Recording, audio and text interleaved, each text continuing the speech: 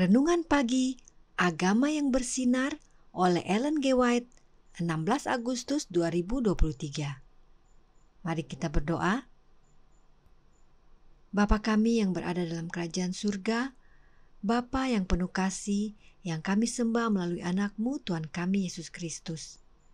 Kami bersyukur dan berterima kasih untuk nafas kehidupan, untuk kesehatan, dan hari yang baru yang masih Engkau berikan kepada kami. Pagi ini kami akan belajar dari firman-Mu. Kebutuhan kami yang terbesar adalah kehadiran Roh-Mu yang Engkau curahkan kepada kami melalui anak-Mu, Roh Kristus, agar dapat menuntun kami ke dalam seluruh kebenaran. Sehingga kami dapat mengerti firman-Mu ini dan dapat kami praktekkan dalam kehidupan kami sehari-hari. Terima kasih Engkau sudah mendengar dan menjawab doa kami. Ampuni kami dari salah dan dosa kami, karena kami berdoa dalam nama Yesus yang adalah Tuhan dan Juru Selamat kami. Amin.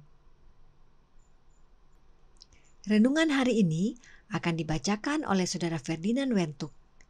Kepada Saudara Ferdinand, kami persilahkan. Terima kasih. Shalom, selamat pagi saudaraku dalam Tuhan kita Yesus Kristus.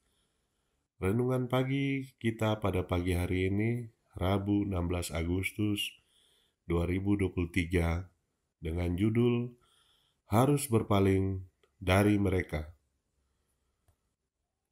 Ayat tema kita diambil dari 2 Timotius 3 ayat 4 dan ayat yang kelima.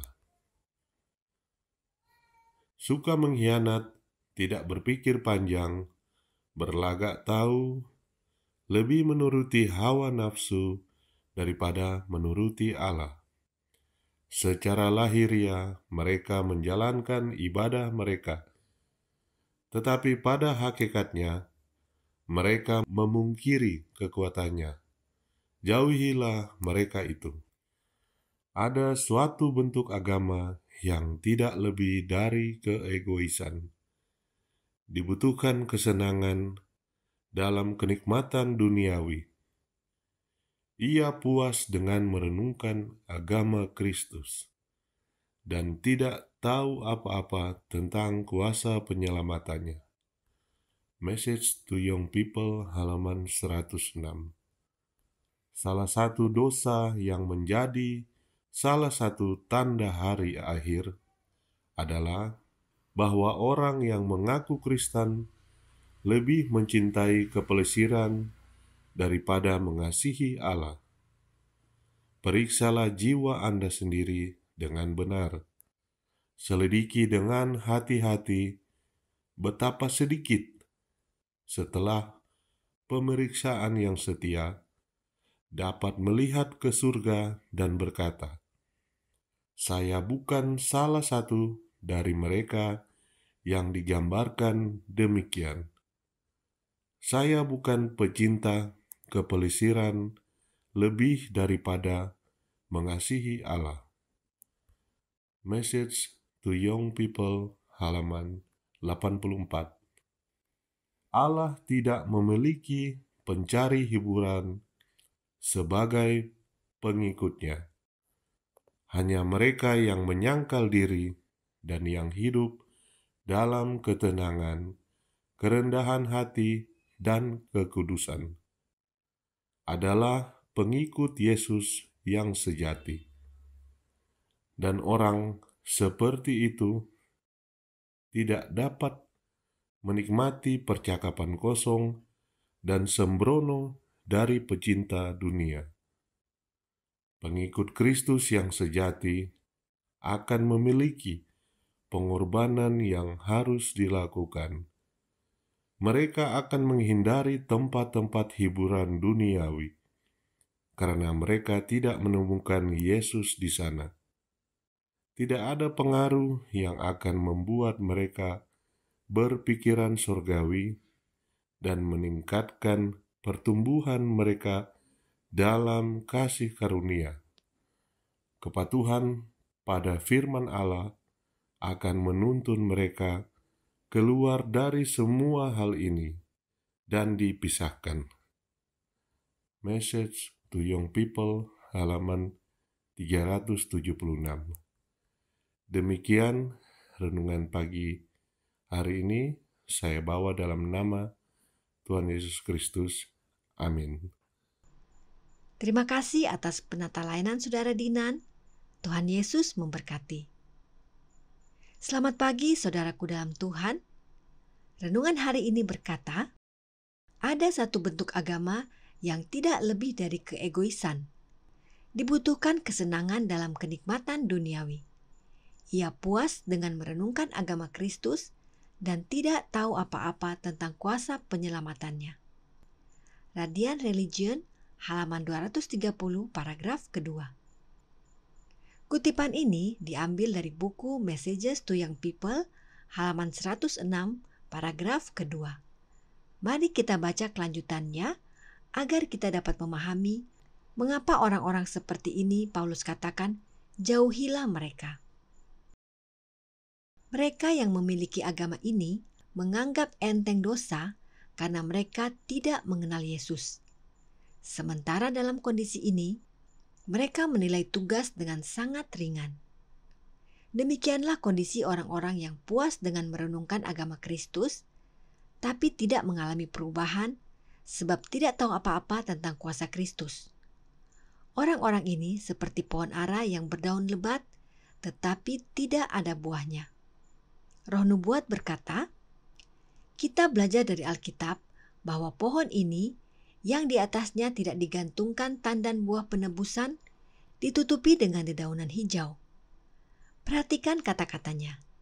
Secara lahiriah, mereka menjalankan ibadah mereka, tetapi pada hakikatnya, mereka memungkiri kekuatannya. Kebinasan pohon ara yang tidak berbuah memiliki aplikasi bagi individu penganut agama yang mewujudkan kecenderungan alami dari hati yang tidak diperbaharui dan bertentangan dengan iman mereka dengan kehidupan sehari-hari mereka.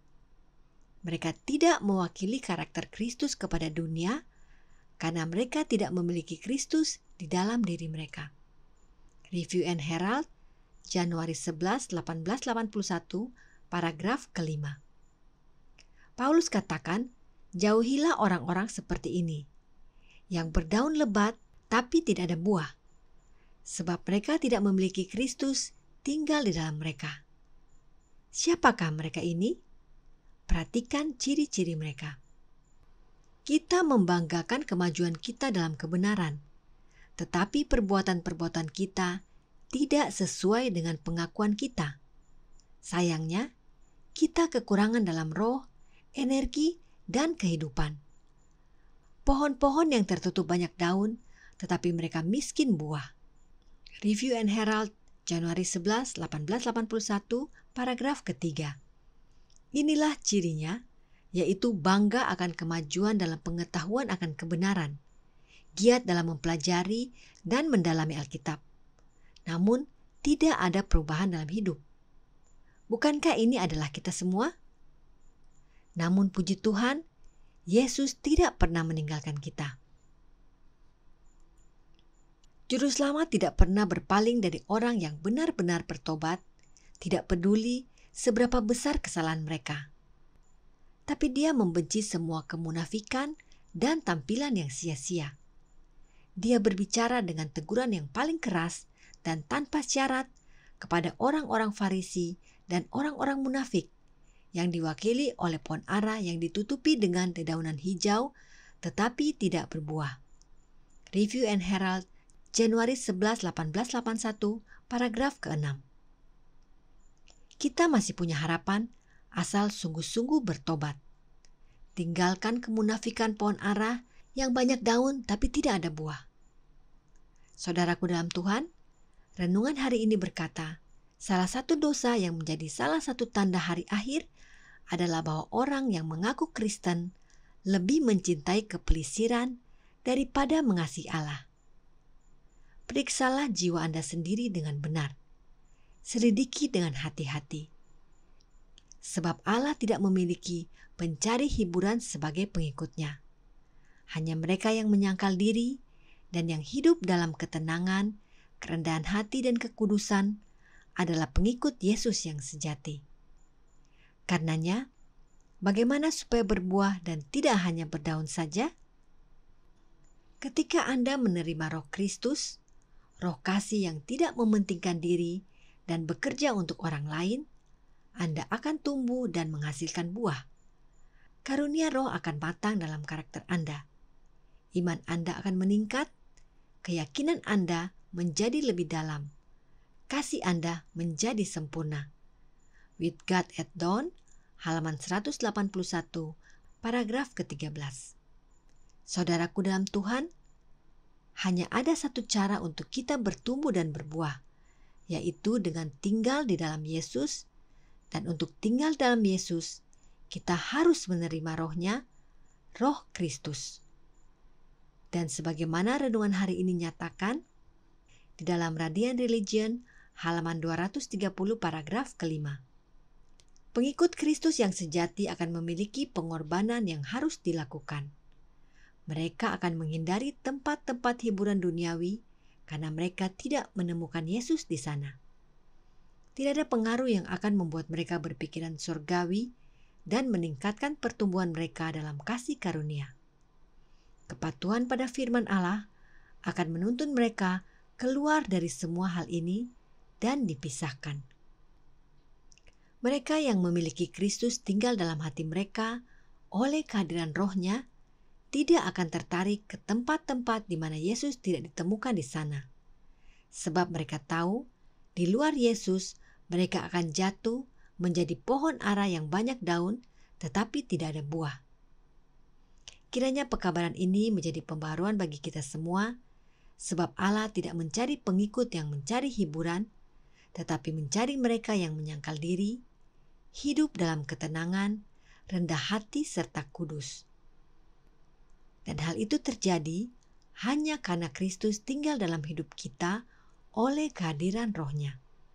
Maka kita bukan yang dijauhi, tetapi malah menarik jiwa-jiwa, sebab Yesus ditinggikan dalam hidup kita.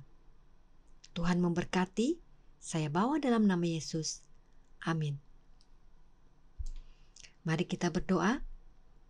Bapa kami yang bertahta dalam kerajaan surga, Bapa yang kami sembah melalui anak-Mu Tuhan kami Yesus Kristus, kami bersyukur dan berterima kasih untuk firman yang telah kami pelajari pagi ini.